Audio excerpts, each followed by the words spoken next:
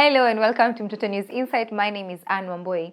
Did you know that over 3.8 billion people use the internet today, which is 40% of the world's population? To accelerate sustainable development goals, teens held a hackathon organized by different stakeholders to enable them understand the use of artificial intelligence and provide solutions to better quality education, climate action, good health, and well-being. During the 3-day event, the teenagers learned different aspects from Python, hacking, design thinking, and machine learning. My name is Oboke Maosi. My name is Wema. My name is Cynthia Thuo. Hi everyone, I'm Martin Rachuonyo. Hi, I'm Ivan Amkasa. My name is Aliana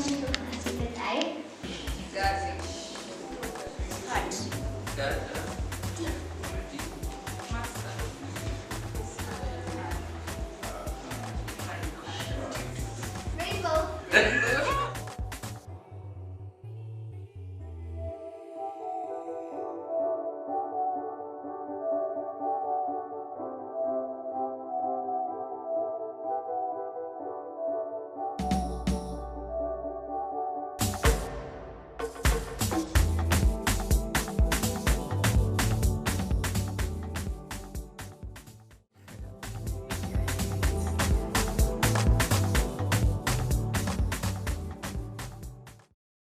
We learned about some languages like Python, Java, and design.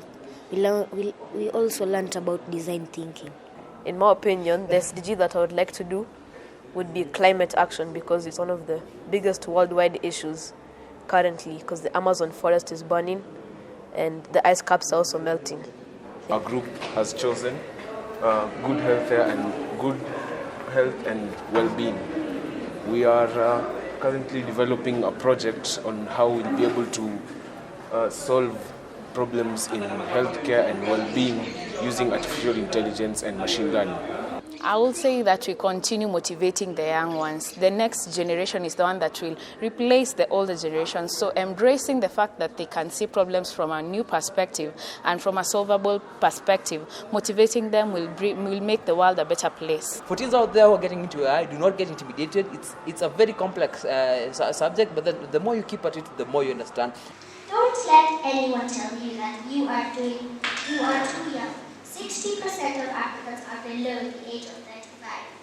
On to our next story. With a drastic increase in cancer cases in Kenya, well-wishers watching the JKL show on Citizen TV last Wednesday contributed 2.4 million shillings for treatment for a 13-year-old Bianca who is suffering from breast cancer. Dennis Njoroge with the report. Bianca Wamboi there, 13 years old, breast cancer at 13. Miriam Dirango here, right next to me. Breast cancer, which she thought she had gotten rid of, and then it spread to her brain. They cracked her head open in June, literally. And look at them, still alive, still kicking, looking really good. Welcome, guys. On Wednesday, JKL hosted cancer victims and survivors who shared their journey of fighting the disease, which has in recent times claimed the lives of many Kenyans. One Bianca Wamboi, a 13-year-old who was on the bench, shared her sad story of how she is being rejected by her colleagues in school because she lost one of her breasts to cancer. Nasikia vibaya kwa sababu watoto wa shule wanasema ati nikiwakaribia ndawapa kama, sasa nasikia vibaya. The emotional 13-year-old had only 12,000 Kenya shillings to fund for her treatment, but by the time the show was ending, people had donated a sum of 2 million Kenyan shilling. A pay bill number for Bianca, 918675. It's on the screen right now, 918675. Bianca Wamboi, ex-Yandela. Is this true, this number you just sent me? Yes, true. So far, we are at 503,000 shillings. Thank you. Well done. 503,000 shillings. Yeah. Bianca. Yeah. I would like to tell him thank you so much. You're going to be all right, you know that? Yeah. That's fantastic. Look at this, in minutes. In minutes, huh?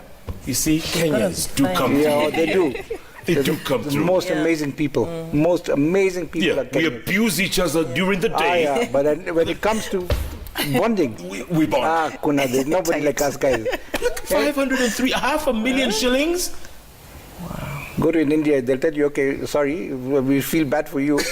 Have this to eat and see you later. But yeah, this is the bond. That's why your friends are your family, and This is your bond. Yeah. Recent research by the National Cancer Institute states that esophagus and prostate cancer are the most common male cancer in Kenya, and breast cancer is a leading destroyer in women. The report indicates that men living in Nairobi, Mombasa, Kiambu, Embu and Meru are prone to prostate cancer than any other type of cancer. Breast cancer, according to the report, is most common in Nairobi, Meru, Mombasa, Kiambu, Nakuru and Embu County. The question in every Kenyan mind is, should cancer be declared a national disaster? From Toto News, I am Dennis Njoroge. There are about 60,000 families living in the streets of Nairobi only, so you can imagine how many there are in Kenya alone. This is not an issue in Kenya only, but in other countries as well. Children in London live with their parents in shipping containers. It is the desire for most families to live under a comfortable roof, and while this is true, there are thousands of children who live in houses where all the members can barely fit. Children in West London are living with their parents in these shipping containers. For this family, 6 of them squeeze in the converted transport containers, while in Hollow, Essex, families have settled in single rooms of what used to be offices. The government says they had no choice but to use the containers to house homeless households who are in huge numbers in desperate need of a place to stay. They say they have invested millions of pounds and is working with councils to reduce the numbers of families living in temporary homes. We have to hope for the best. It's really small for a family of 6. Perhaps these containers seem better than what we see in Kenya, but the children who sleep in them say the temperatures are unbearable during summer and winter. And it gets really hot in the house because it's metal. When it's summer, it's really hot. When it's winter, it's really cold. From Toto News, I am Anne Wambui. 16-year-old climate activist finally docked the shores of New York from Plymouth, London on the zero-carbon emission yacht ahead of the United Nations Climate Week Summit. This is the report.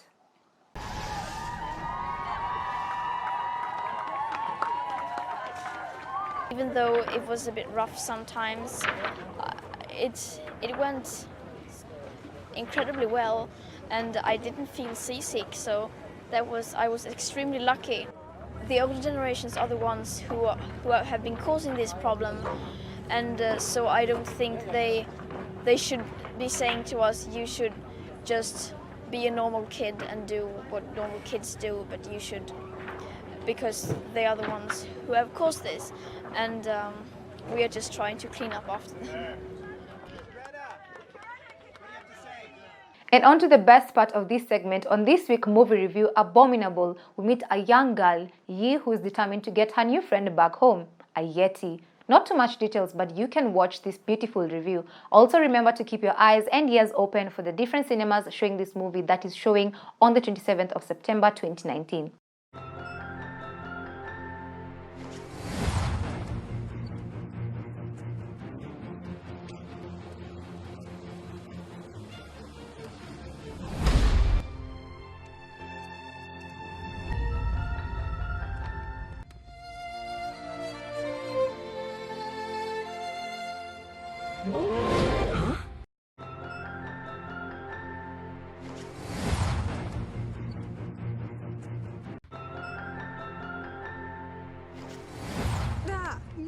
You need to spend more time here with your family. Oh, where are you going? Be back before dinner. Be careful out there. No boys. Got it covered. Bye.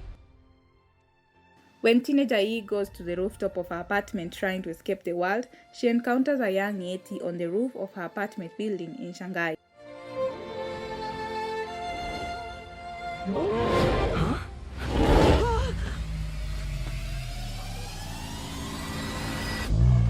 Huh? There's a Yeti on my roof. Hey, boy. Or girl.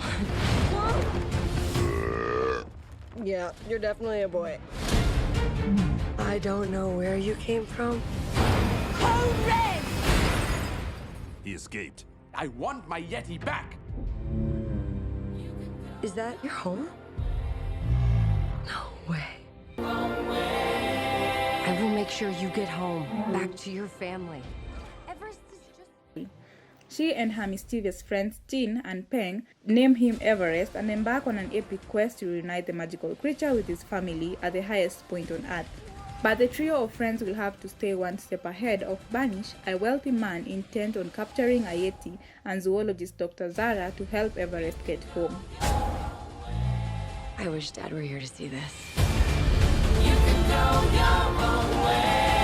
Yeah, Ma. Beijing is great. Oh, Peng is, Peng's fine.